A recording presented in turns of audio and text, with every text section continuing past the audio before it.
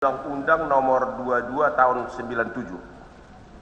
Tolong dicek ulang, bukankah undang-undang ini sudah diganti, sudah dinyatakan tidak berlaku oleh Undang-Undang Nomor 35 Tahun 2009 di pasal 153? Betul. Jadi undang-undang ini sudah tidak dipakai lagi. Tapi saya tanya hanya membandingkan bahwa narkotik ini, undercover buy ini mulai masuk di Republik Indonesia dengan Undang-Undang 2297. Tapi sekarang kan sudah ada rezim baru, Undang-Undang 35 2009. Yang juga mengatur undercover buy. Ya, mengatur undercover buy di pasal 75J. Ya. Di pasal 75J ada dua istilah, undercover buy dan control delivery. Ya. Pertanyaan saya, kalau delivery kan berarti menyerahkan. Ya. Apakah maksudnya itu menyerahkan narkoba? Menyerahkan narkoba, betul. Berarti membeli boleh, yaitu undercover buy. Ya. Jadi penjebakan dengan cara kontrol undercover buy boleh, menyerahkan narkoba juga boleh.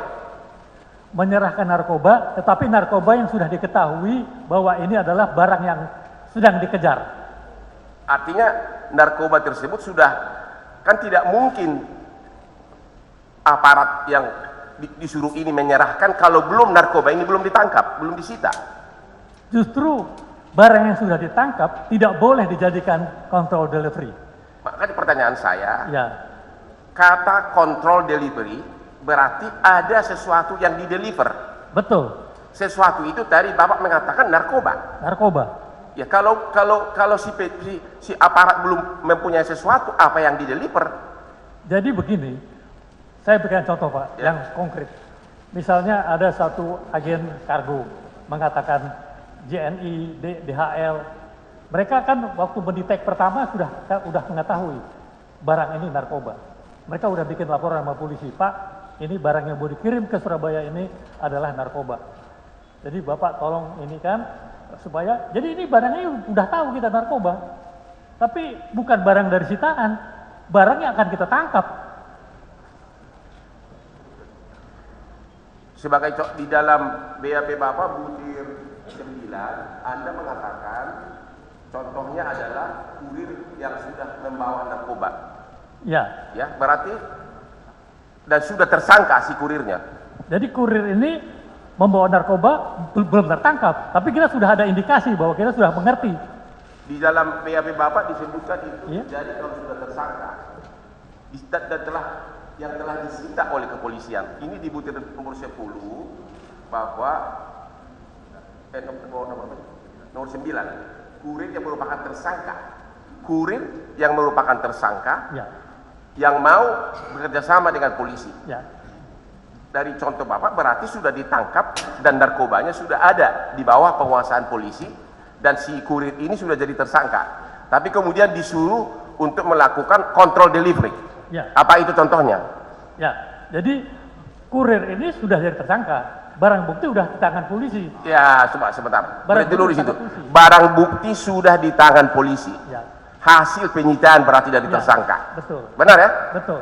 Dan itu bisa oleh polisi si tersangka ini, si kurir ini diatur kemudian menyerahkan ke bandarnya. Begitu maksudnya? Maksudnya bukan begitu. Jadi kurir ini diperintahkan oleh polisi, Anda tetap ke tujuan akhir dan Anda beritahu bahwa barang sudah. Jadi artinya terlepas dari tujuannya apa, dari contoh Bapak dan juga yang sudah Bapak jelaskan, Ya. barang bukti yang sudah disita pun bisa untuk penjebakan. Dalam contoh seperti tadi kurir, Ya. Bapak udah bilang sudah tersangka, barangnya sudah disita, dan mengenai teknis kemudian untuk menangkap bandarnya, narkoba yang telah disita ini dipakai untuk menjebak si bandar. Ya. Jadi Bapak setuju bahwa sebenarnya di undang-undang kita dimungkinkan narkoba yang sudah disita pun boleh untuk penjebakan, tentu dengan tujuan apa gitu. Maksudnya demikian Pak. Jadi bukan untuk menjebakan itu. Si kurir ini kan dia udah tertangkap nih. Tertangkap dan barangnya disita. Barang disita. Sudah disita. Sudah disita, ya kan? Barang sudah disita. Tapi kita belum tahu tujuan akhir. Ya. Kita masih menggunakan kurir ini, you masih mau kerjasama nggak? Ya. Biasanya dia nggak bekerja sama lagi, Ya. berhenti udah. Kalau dia masih bekerja sama, coba you telepon bandar besar. Dan barang yang disita itu dipakai sebagai control delivery. Enggak, udah enggak, karena udah tertangkap. Jadi kontrol yang arti delivery itu kan penyerahan. Metodenya namanya counter delivery. Apa yang mau untuk menangkap si bandar ini, bukankah narkoba itu harus dibawa, pura-pura dibawa untuk menjebak si bandar? Kalau secara teori itu adalah satu hal yang tidak boleh, Pak. Betul, Pak. Bagaimana menangkap narkoba kalau si kurirnya hanya datang membawa bakpao atau kue tart? Bagaimana menangkap bandar narkoba kalau si kurir ini hanya disuruh bawa kotiao atau bakpao? Bukankah harus ditangkap si bandar ini dengan narkobanya? Betul. Jadi artinya Bapak bentar, bilang, sebentar ahli, ya. Sebentar Pak ya. Kalau belum ada pertanyaan, Ya. jangan dulu dijawab, biar bisa lebih tenang menjawab. Tunggu saja dulu, ya. Nah, biar jelas dulu. Saya ulang, Pak. Oke, Ya. silakan lanjutkan pertanyaannya. Tadi Bapak mengatakan kurir sudah tertangkap, ya, narkoba sudah disita. ya, Benar? benar. Berarti narkoba secara hukum sudah di bawah penguasaan polisi. Ya, Kemudian ternyata dia cuma kurir. ya. Untuk menangkap bandarnya ini, apakah si bandarnya ini dikirim dengan membawa es krim? Atau memang agar terbukti bandar ini harus dibawa ini barang sitaan, dipancing untuk menangkap bandar narkoba? Itukah maksudnya kontrol delivery? Ya. Jadi begini, Pak. Ya. Kalau kurir itu adalah orang yang mau bersedia bekerja sama dengan polisi, Ya. ini bisa kita bawa barangnya. Bisa bawa barangnya. Kalau dia mau bekerja dengan Kalau polisi, mau. ya. Oh, artinya, Kalau dia tidak mau, itu tidak hal bisa. lain. Artinya Bapak sekarang Penasihat hukum, tunggu dulu dia menjawab. Ya. Terus, nah, tunggu dia jawab dulu, ya. Kami pun belum bisa catat. Jangan dulu, pelan-pelan saja. Darah Biar Sumatera. biar nampak poinnya itu loh, itu maksud kita. Oke. Silakan. Oke. Ntar dulu, Pak. Saya biar saya jelaskan. Saya ulang lagi. Eh, Artinya kata Bapak tadi, ya, barang yang sudah disita ya, dari kurir tadi, Ya. sudah disita, sudah jadi Ya. barang bukti. Kalau si kurirnya mau, bisa barang kurir sitaan tersebut dibawa oleh si kurir untuk memancing si bandar, dan kemudian setelah si bandar bertemu dengan kurir dan ada juga narkobanya, disitulah ditangkap si bandarnya. Benar? Benar ya? itulah yang namanya undercover operation, Pak. Undercover operation itu adalah dia biarpun kurir sudah tertangkap, Ya. tapi dia masih di bawah pengawasan penyidik. Ya. Jadi waktu diperintahkan, itu undercover di belakang sudah siap semua, Pak. Begitu barang sampai, tinggal tangkap, Pak. Oke. Artinya, Eh, apapun namanya, ya, apakah itu undercover operation, barang bukti yang telah disita tersebut memang bisa dipakai untuk menangkap bandarnya. Tadi Bapak bilang gitu. bergantung situasi, Pak. Ya, Bergantung situasi. ya oke. Kalau Ya. situasinya memang mendukung, Ya. jadi Bapak sekarang berpendapat narkoba yang telah disita Ya. untuk undercover operation bisa dipakai dari bawah penyitaan polisi untuk menangkap bandar narkoba, tergantung situasi. Tapi dalam kasus yang sama, Pak. Ya oke. Dalam kasus yang sama. Ya dalam kasus yang sama, oke. Ah. Intinya adalah bisa atau ada dengan alasan yang dapat dibenarkan, setuju ya? Ya. Barang yang disita polisi pun, narkoba yang telah disita polisi bisa dibawa untuk menjebak orang lain. Jangan alasan yang dapat dibenarkan. Jadi itu adalah suatu proses undercover, control delivery ini belum selesai, Pak. Ya, Jadi misalnya ini barang tertangkap di sini. ya, Kebetulan orang ini bilang, Pak, ini barang saya mau kerjasama. Tujuan akhir saya masih Ya. dua step lagi, Pak. Saya mau menjalankan ini, tapi saya minta dikawal oleh Bapak. Dan betul-betul bisa menangkap yang terbesar. tapi kan pada waktu si kurir tersebut ditangkap, Ya. barangnya kan udah disita dulu oleh polisi, benar nggak? Kalau barangnya ada, pasti disita. Ya, kalau barangnya ada, pasti disita. Pasti disita. Dan kemudian barang sitaan itulah dipakai untuk memancing bosnya, bandarnya. Tapi biasanya kurir ini di tengah jalan barang belum disita biasanya. Kalau misalnya sudah disita, Ya, si kurir sudah ditangkap di BAB di kantor. Ya. Mungkin 2 hari 2 malam nggak Ya. mau ngaku. Akhirnya ngaku, kemudian disitalah. Karena pasti penyidik yang profesional pasti menyita dulu, ya disitanya. Ya. Ternyata penyidik tahu, ternyata masih ada gembongnya bandarnya. Tadi Bapak mengatakan walaupun sudah disita ini dalam rangka untuk tujuan yang lebih besar, itulah yang dimaksud dengan control delivery dalam pasal berapa tadi? Pasal 75J. Ya. Control delivery. Delivery Betul. itu penyerahan. Jadi kontrol delivery di sini gagal, Mas. Apa? Saya katakan kontrol delivery gagal karena barang tertangkap. Kontrol deliverynya gagal. Untuk pengungkapan berikutnya, kita bisa pakai kurir ini, yaitu tadi dengan bukti-bukti elektronik. Sebentar dulu Pak, kita tidak bicara bukti elektronik. Ya, Bukti yang disita tadi, ya, tentukan untuk menangkap bandarnya. Bandarnya kan harus bawa bukti yang disita ini. Nggak mungkin dong si bandar ini bawa es krim atau bakpao ke bandarnya. Pada saat diantarlah barang yang disita ini, disitulah bandarnya ditangkap oleh polisi. Itulah berkaitan dengan undercover delivery. tapi saya sampaikan, kalau ini tertangkap demikian, ini berarti kontrol deliverynya gagal. Sama kayak undercover buy gagal, juga demikian. Jadi ini kontrol deliverynya gagal.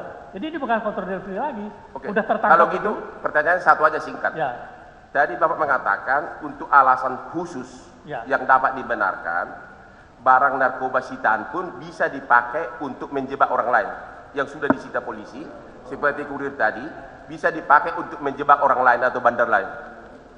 tapi kalau kita menjebak orang lain, Pak, barangnya ini berarti barang kita dong, Pak. Kan tadi kan sudah jelas, si kurir kan mengatakan bahwa ini barangnya bosnya. Ya, Untuk menjebak bosnya ini kan nggak harus bawa barang ini kan? Ya, betul. Benar. Betul. Harus bawa kan? Untuk menjebak bosnya. nggak perlu, Pak. Itu berarti kontrol delivery gagal, kontrol deliverynya gagal, Pak, berarti, Pak. Kalau berhasil, Berarti kontrol delivery gagal, penyidik harus berusaha bisa menangkap ini dengan cara apa? Cara yang lain. cara apa?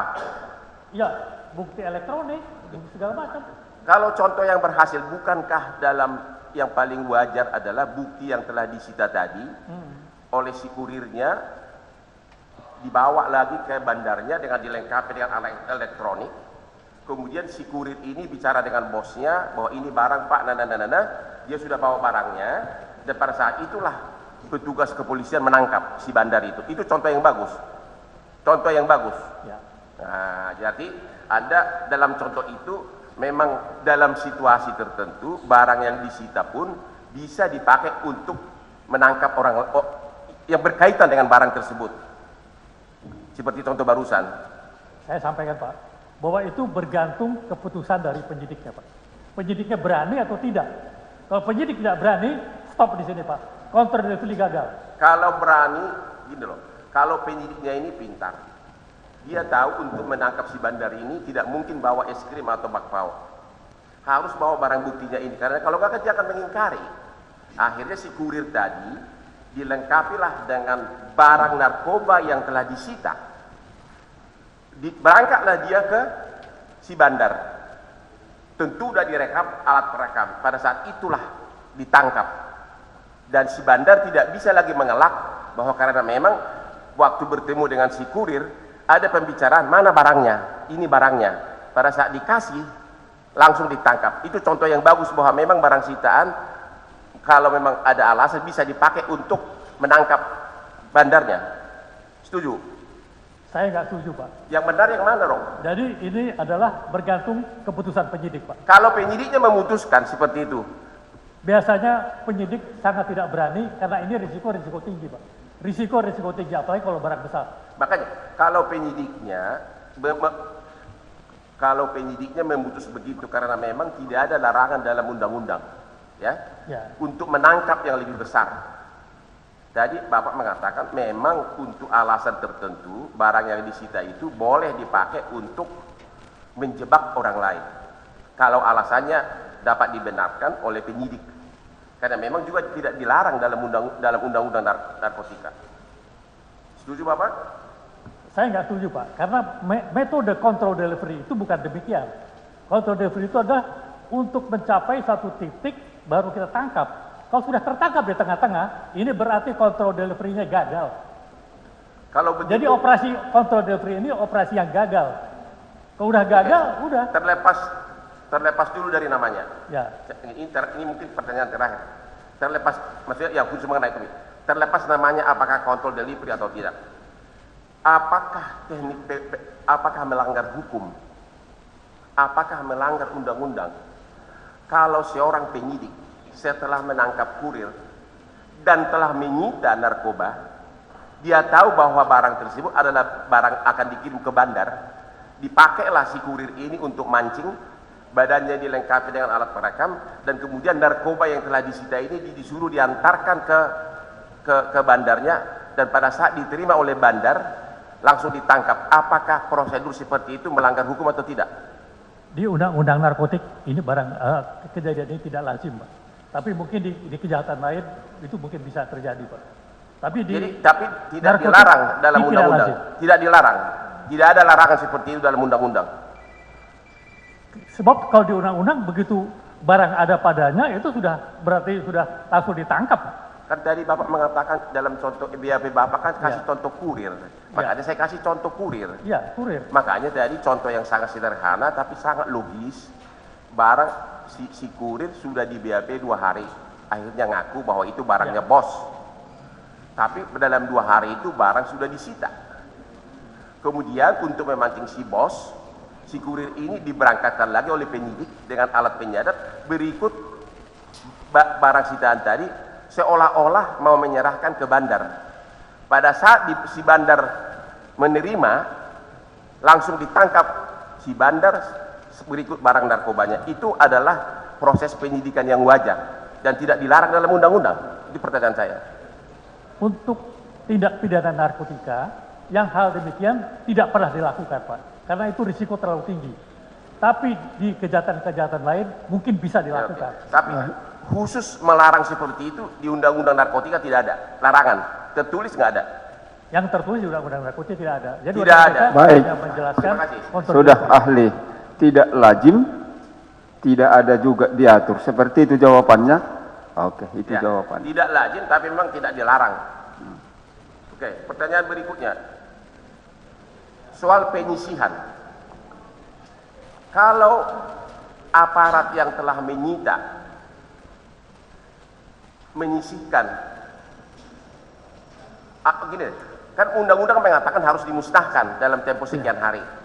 Kalau dia lupa memusnahkan, itu sanksi kode etik atau sanksi pidana? Lupa dia, misalnya berapa hari harus dihancurkan? Taruhlah misalnya 10 hari, ya saya lupa Pak Sopran. Kalau si penyidik terlambat menghancurkan, apakah sanksi pidana atau sanksi kode etik?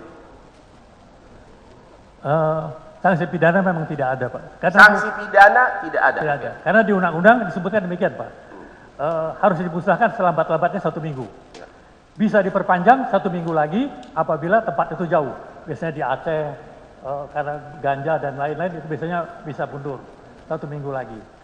Namun karena situasi dan kondisi, karena biasanya pemusnahan ini selalu adalah acara yang seremonial, sehingga itu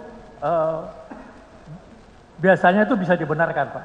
Biasanya dibenarkan. Oke, jadi tidak ada sanksi pidana ya. Ya. Oke, kalau tadi kan mengenai jangka waktu pemusnahan. Sekarang mengenai penyisihan. Ya.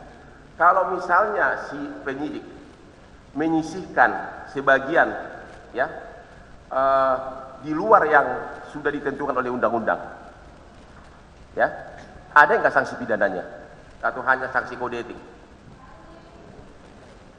Jadi di sini memang disebutkan bahwa barang yang disisihkan dalam jumlah yang tidak besar Ya. untuk barang Ya. bukti. Yang kedua adalah disisihkan untuk pendidikan dan latihan. Itu akan dihitung berapa sih yang diminta. Misalnya Pusdik Serse minta sekian gram, Pusdik anjing kita minta sekian gram, Badan Narkotika, Laboratorium Kriminal kita minta sekian gram. Itu tinggal dihitung. Jadi kalau misalnya jumlahnya hanya 3 gram ya 3 gram. Yang sisanya harus dimusnahkan. Apakah di dalam undang-undang narkotika diatur kalau melanggar mengenai jangka waktu pemusnahan dan jumlah beratnya penyisihan, ada nggak sanksi pidananya terhadap aparat tersebut?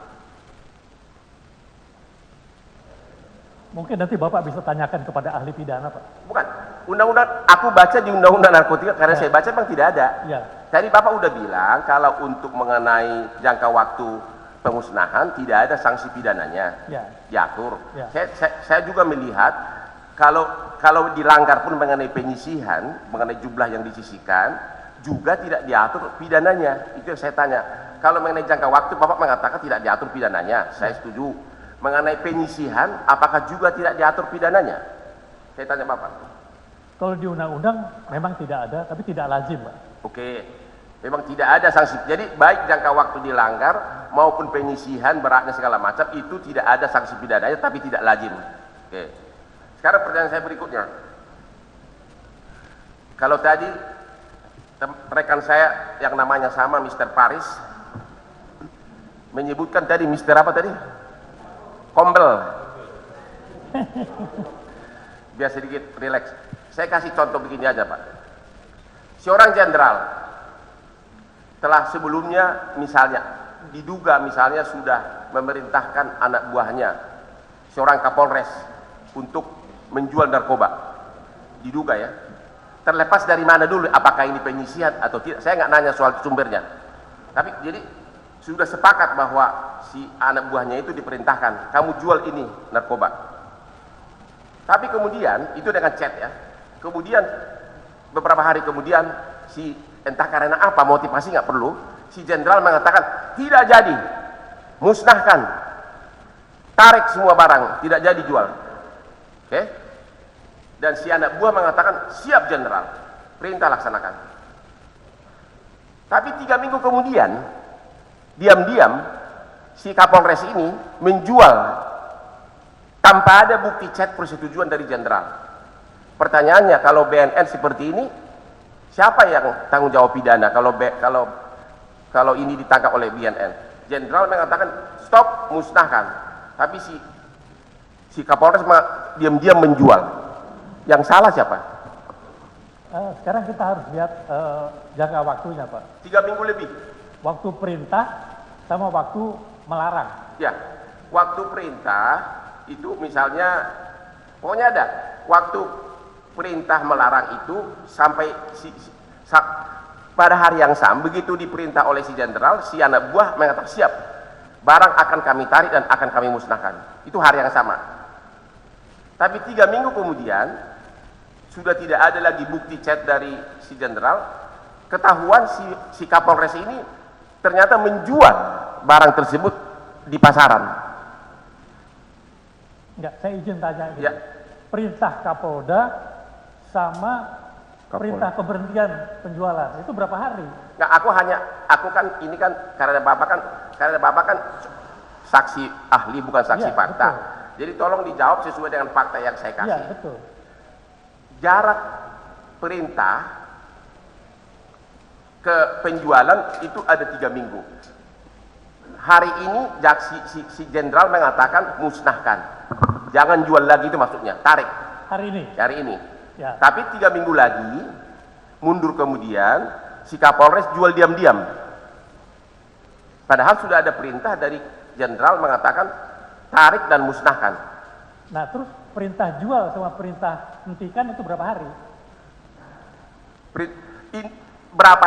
Perintah jual pun, pertanyaan saya, sesudah perintah jual, kan belum dijual Pak, sesudah perintah jual, 3 minggu kemudian, sesudah perintah jual itu, si Kapolresnya yang diam-diam menjual, padahal sudah ada perintah. Aku tidak bicara perintah jual, yang ada perintah jangan jual, perintah jangan jual lagi.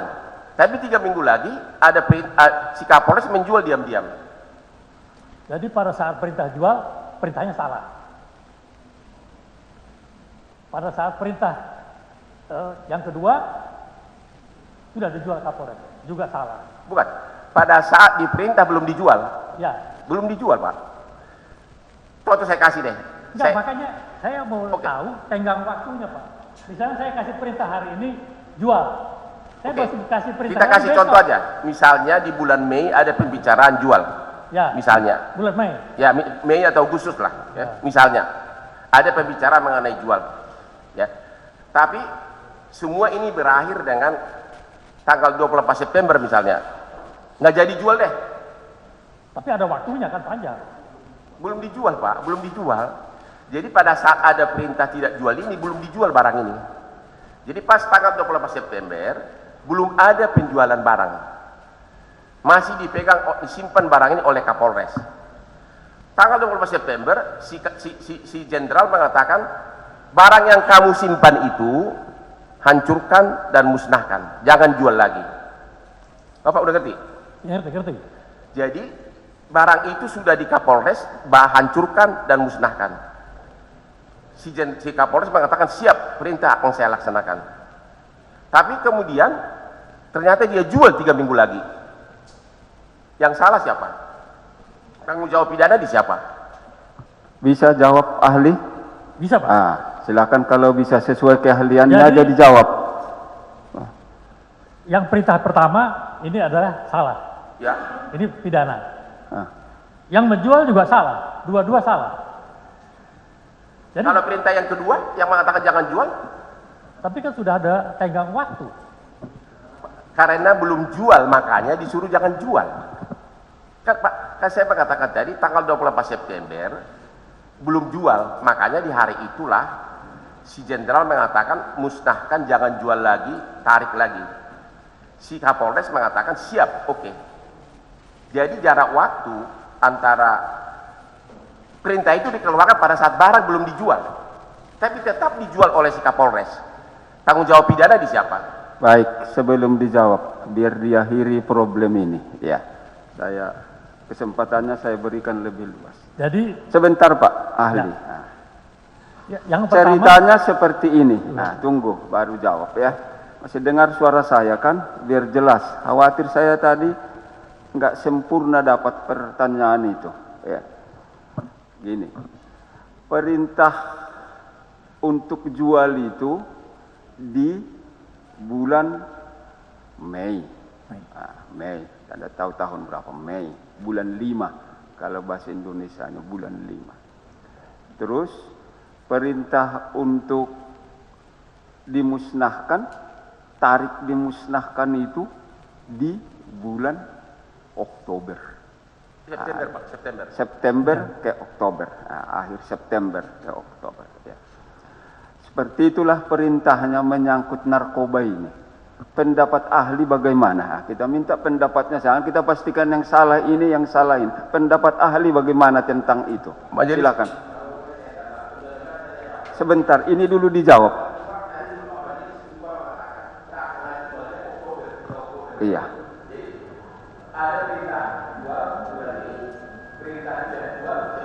Iya. Oke. Kita mau pastikan di tenggang waktu itu. Itulah tenggang waktunya antara Mei ke September akhir. Ke awal Oktober. Pendapatnya bagaimana tentang itu, tentang perintah itu sebagai ahli? Silakan. saya akan jawab yang mulia bahwa kalau perintah pertama menjual barang bukti salah. Perintah yang kedua untuk tidak menjual dan musnahkan itu perintah yang betul. Tapi jaraknya sudah sekian lama. Jadi perintah yang pertama betul, perintah yang kedua tidak betul. Ya kan? Ya, perintah pertama tidak betul, perintah kedua betul. Nah, yang namanya Kapolres ini berpatokan, saya tidak tahu apakah selama bulan Mei Juni ini ada komunikasi, ada perintah-perintah lain.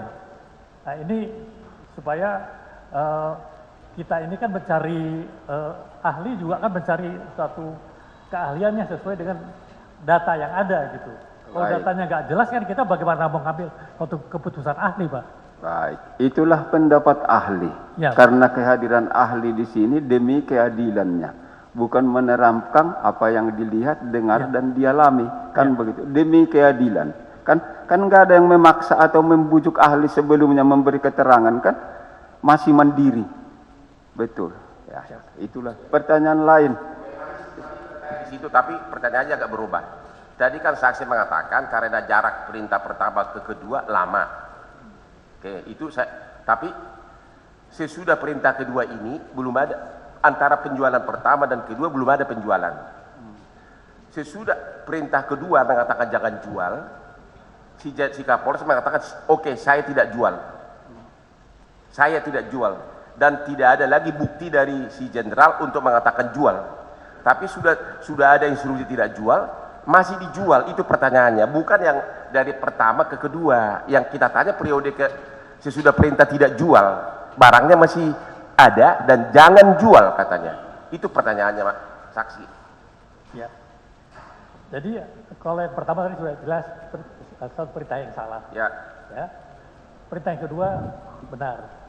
Dan barangnya masih ada. Ya, barang masih ada. Tapi kemudian dijual lagi oleh si Kapolres. Yang salah siapa?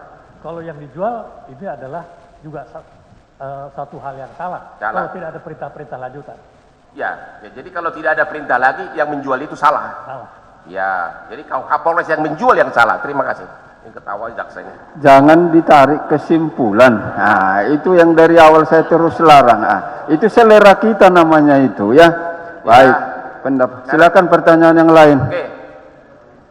Ini terkait dengan asal usul narkoba. Misalnya narkoba itu didapatkan dari daerah, katanya semula narkoba ini misalnya di Bukit Tinggi 40 kg. 35 dihancurkan, dimusnahkan. 5 kg disimpan barang sitaan di kejaksaan. Ada. Jadi induknya sama narkoba ini. Ya. 35 kilo inilah yang dimusnahkan, tapi ada tuduhan dari 35 ini ada 5 kilo yang ditukar dengan tawas, 5 kilo dibawa ke Jakarta. Oke. Tadi kan 5 kilogram masih ada dari induk yang sama. Kan semula kan 40 kilo. 5 kilo masih ada di kejaksaan. 5 kilo di Jakarta, tapi induknya sama. Yaitu sumbernya sama dari hasil penangkapan yang sama. Pertanyaannya, untuk memastikan bahwa narkoba yang dari Jakarta ini adalah jenis narkoba yang sama yang masih tersimpan 5 kg di Kejaksaan Bukit Tinggi, apakah harus dilakukan uji laboratori untuk mengecek bahwa memang ini berasal dari narkoba yang sama? Harus. Itu bisa dilakukan uji lab yang disebut dengan drug signature. Apa? Drug signature itu adalah drug signature. Drug signature. Jadi drug itu juga ada sidik jarinya, Pak. Apakah ini barang sama atau barang lain? Ya. Itu bisa dilakukan oleh laboratorium kriminal kita. Jadi menurut ahli untuk mengetahui bahwa narkoba di Jakarta ini adalah sama dari narkoba yang masih tersimpan di kejaksaan, karena sumbernya sama, harus secara hukum harus dilakukan uji laboratorium namanya drug signature. Terima kasih, majelis dulu sebentar. Oke, cukup satu. Masih ada yang lain? Ada yang mulia Moreji. Baik, silakan. Tenang menjawabnya, ini sudah orang tua ya. Baik, yang menanyanya juga. Siap. Oke, silakan. Jadi saudara ahli, ini kami merujuk ke BAP saudara, butir 9. Ini mohon izin saya bacakan ya. Saudara ahli itu ketika ditanya oleh penyidik, apa yang dimaksud dengan teknik penyerahan atau kontrol delivery? Ini saya bacakan jawaban saudara ahli. Dapat saya jelaskan bahwa pengiriman dan penyerahan narkoba kepada penerima oleh kurir yang merupakan tersangka yang mau bekerja sama dengan polisi atau di bawah kendali penyidik Polri. Pertanyaan saya sederhana, penyerahan narkoba apa yang diserahkan? Maksudnya narkoba jenisnya? Bukan. Narkoba itu yang apakah yang berstatus barang bukti penyidik, barang sitaan penyidik atau bagaimana? Bisa, kalau misalnya itu barang sudah disita, ya berarti barang sitaan. Oke. Tapi kalau belum disita, kan bisa saja ini masih kontrol delivery. Tapi dia si kurir ini mau kerjasama, Pak, ya bawa narkoba nih Pak. Saya mau bawa ke sana. Oke, jadi bisa dua ya. Ya. Satu yang masih kontrol delivery, Ya. kedua bisa juga barang yang sudah disita oleh penyidik. Ya. Terima kasih ahli. Saya lanjutkan. Tadi ketika ditanya oleh rekan penuntut umum dengan contoh yang Tuan Takur, Kombel dan lain-lain, seorang ahli begitu cepat mengatakan, oh ya sudah terpenuhi unsur pasal 112 ayat 2 dan 114 ayat 2. Mohon dengan segala hormat ahli jelaskan apa unsur-unsur pasal itu. Maksudnya unsur apa? Oke, saya ulangin ya. Tadi ketika Baik, saya aja, biar Siap, Yang Mulia, jangan siap. keras sekali. Ahli, bisakah ahli beri pendapat tentang unsur-unsur dari pasal 114, 112 dari Undang-Undang 35 tahun 2009 tentang narkotika tadi? Silakan. Bisa dijelaskan. Silakan. Ya. Jadi maksudnya unsur-unsur waktu melaksanakan counter delivery maksudnya? Bukan. Bukan. Unsur-unsur dari pasal 114 dan pasal 112 Undang-Undang 35 tahun 2009 itu. Silakan. Masih diingat, bisa diberi pendapat, silakan. Paham? Saya ulangi. Saya belum paham. Pertanyaan penasehat hukum itu Ya. tadi dari pertanyaan penuntut umum, mereka menerangkan apakah itu terpenuhi unsur-unsur 114 atau 112. Kata ahli bahwa itu telah terpenuhi. Nah, pertanyaan dia dibalikkan, apakah ahli tahu atau ingat unsur-unsur dari kedua pasal tersebut? Silakan. Kalau ingat, sebutkan. Kalau tidak ingat, terserah. Oke. Silakan. Jadi unsur-unsur di pasal 112, 114 saya rasa nanti kita kan ada ahli pidana sehabis saya. Biar ahli pidana yang menjelaskan, karena ini akan lebih detail. Saya kan ahli di bidang kontrol dividen undercover buy saja. Baik, itu jawabannya. Jadi coba arahkan ke keahliannya. terima kasih Yang Mulia. Lanjutkan, silakan. Terima kasih Yang Mulia. Karena kalau berdasarkan berita acara dari yang saudara ahli pernah diperiksa, ini ahli disebutkan sebagai ahli pidana. Ini apakah perlu saya tunjukkan ini? Barangkali ahli juga lupa. Berita acara pemeriksaan sebagai ahli. Kemudian saya lanjutkan lagi. Nomor 3. Apakah dasar saudara hadir dalam pemeriksaan berdasarkan keahlian saudara saat ini? Jelaskan. Dapat saya jelaskan bahwa dasar saya dalam pemeriksaan keahlian saat ini adalah surat bantuan penunjukan ahli hukum pidana. Ya, berarti kan saudara ahli hukum pidana. Kemudian spesifik terkait narkotika. Pertanyaan saya kan masih dalam lingkup undang-undang narkotika. Ahli tadi ketika pertanyaan rekan penuntut umum dengan begitu cepatnya mengatakan terpenuhi unsur. Makanya saya tanya, coba ahli uraikan unsur-unsur apa yang sudah terpenuhi. Bisa jawab. Saya maksud unsur-unsur di pasal ya, atau unsur-unsur di apanya? Unsur-unsur di pasal, Pak. Di pasal berapa, Pak? 112 dan 114 ayat 2. Kalau unsur-unsur saya harus buka buku lagi loh. Oke, tapi ketika ditanya rekan penuntut umum, saudara tanpa membuka buku begitu cepat mengatakan terpenuhi unsur. Sekarang ketika saya tanya, harus saya buka buku. Saudara nggak konsisten. Oke, apa dasar saudara mengatakan, ya, yang tadi contoh rekan penuntut umum, bahwa contoh kasus Pak Takur tadi sudah memenuhi unsur 112 ayat 2 dan 114 ayat 2. Apa dasarnya? Oh. Tidak mampu. Kalau hanya unsur-unsur itu saya hanya mengambil garis besarnya. Unsur orang memiliki, membawa, mentransport, itu saya rasa itu udah. Oke. Ya. Saudara hanya mengambil garis besar. Ya. Apakah saudara tahu dalam hukum pidana unsur itu harus terbukti semuanya, bukan garis besar? Betul. Betul ya? Betul. Betul, Ya. dibenarkan. Ya. Jadi sudah kita saksikan bersama, saudara tidak mampu membuktikan, tidak mampu menguraikan, menjelaskan unsur-unsur 112 ayat 2 dan 114 ayat 2. Apakah saudara masih pada pendapat yang tadi, kalau kasus saudara Takur terpenuhi unsurnya? Baik, tidak perlu jawab kalau itu.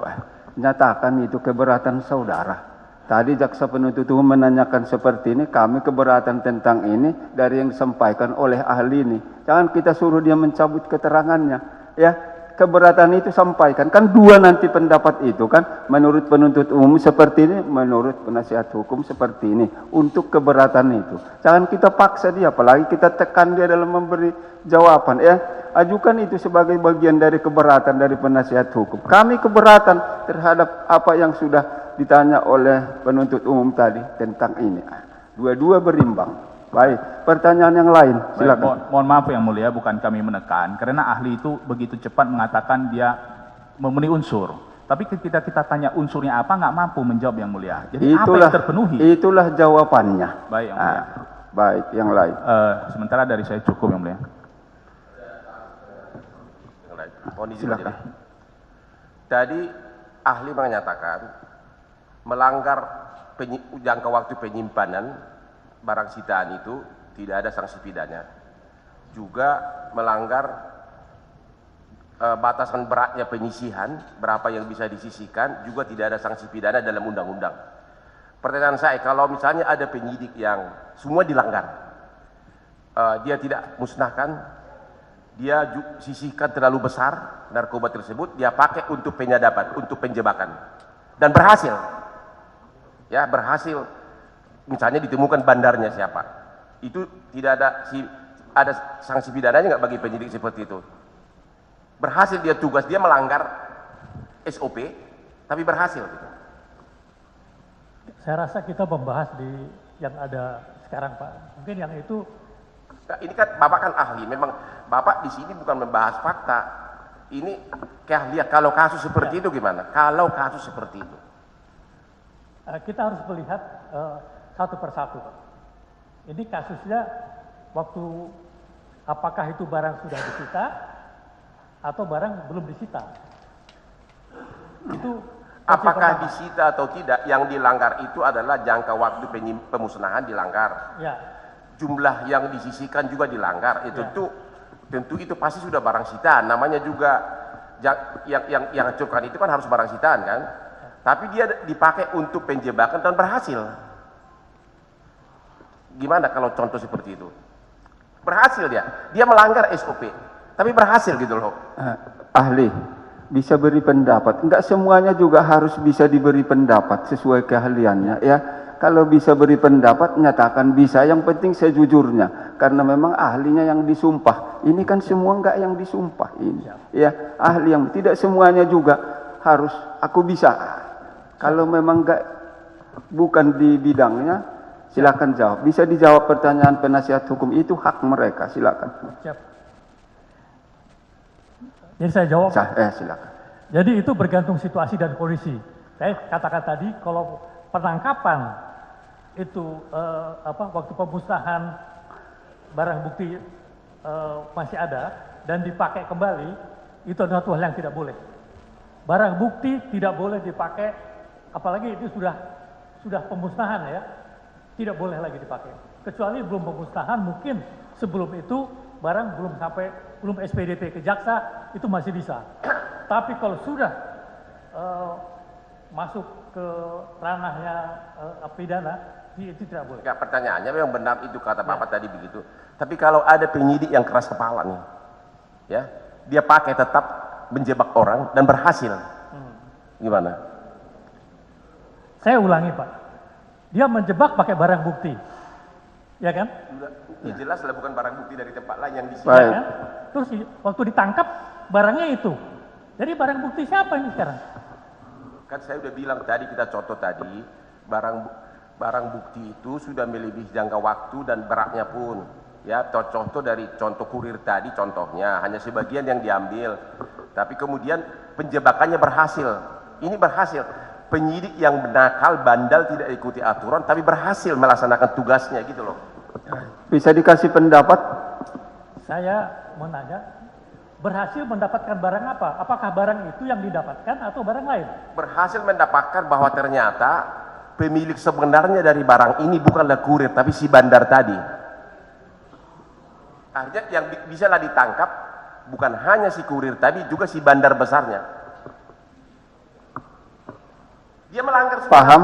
Baik, saya ulangi. Sepertinya bingung ahli ini nanti ya. Ahli, saya coba.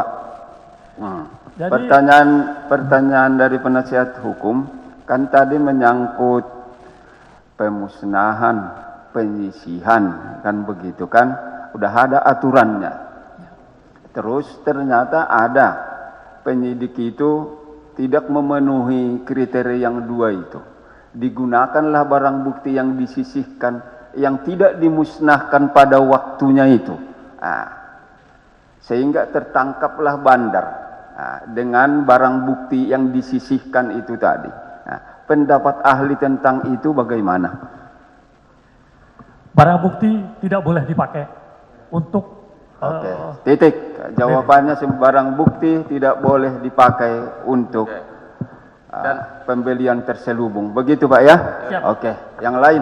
Oke, dan Anda tetap pada pendapat ya bahwa melanggar aturan jangka waktu pemusnahan dan jumlah disisihkan itu memang tidak diatur sanksi pidananya. Sudah dicatat tadi itu. di Ya. undang disebutkan. Takut ada kaitannya biar dia ingat nanti. Iya. Ya, minimal 1 minggu, Ya. ya kan, bisa diperpanjang jadi 2 minggu. Dan tidak ada sanksi pidananya kan? Tidak diatur. Tidak diatur. Terima kasih. Baik. Oke, pertanyaan saya terakhir. Kalau tadi kan berhasil menangkap bandar. Nah, Kalau contoh kedua lagi, jangka waktu penyimpanan dilanggar. SOP jumlah yang disisihkan dilanggar. Akhirnya karena frustasi, ya si penyidik ini bandarnya pun tidak dapat. Kalau tadi kan bandar dapat. Akhirnya frustasi, baru kemudian dia sadar, udah musnahkan deh semuanya, dan kemudian dimusnahkanlah narkoba tersebut. Itu bisa dibenarkan. Udah keburu diambil, salah prosedur. Mau pakai mancing orang, tahu-taunya nggak dapat, buruannya nggak dapat. Ya udahlah, ini hancurkan aja deh, musnahkan aja. Itu bagaimana? Boleh nggak? Yang pasti saya katakan tadi, memancing tidak boleh pakai barang bukti. Memancing itu adalah pakai uang. Jika Ya. Makanya yang ada undercover buy, bukan Makanya, undercover sell. ya, saya tahu, justru saya tanya ini, yang saya tanya ini Pak bukan apa yang diatur dalam undang-undang. Yang saya tanya, justru yang tidak diatur dalam undang-undang. Kalau ada penyidik bandel seperti saya ini, bandel orangnya, ya, saya sudah tahu yang boleh disisihkan hanya sekian kilo. Saya sudah tahu bahwa harus dimusnahkan. Saya bandel. Kan kalau tidak ada gitu kan tidak ada pelanggaran pidana Pak. Cuma kan tadi mengatakan Bapak kalau penyisihan dan jumlah tidak ada sanksi pidananya. Sekarang saya tanya, setelah saya melanggar hukum, barang sitaan saya ambil untuk memancing orang lain atau bandar, tahu gagal. Akhirnya saya perintahkan anak buah saya, musnahkan aja deh. Gimana pendapat Bapak? baik. Bisa diberi pendapat ahli tentang itu?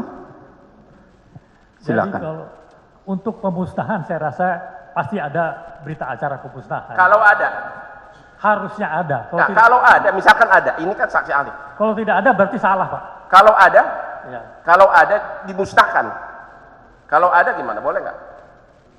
Melanggar hukum nggak? Sudah diambil secara salah, disisihkan secara salah, jumlahnya kebanyakan uang.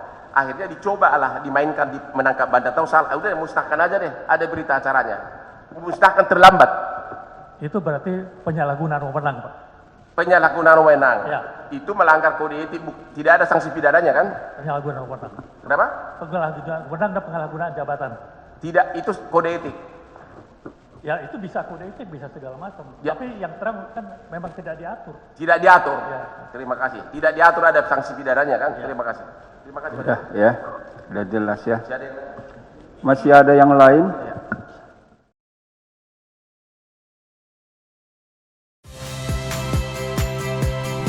Saya Rahmat Ibrahim. Saksikan program-program Kompas TV melalui siaran digital, pay TV, dan media streaming lainnya. Kompas TV, independen, terpercaya.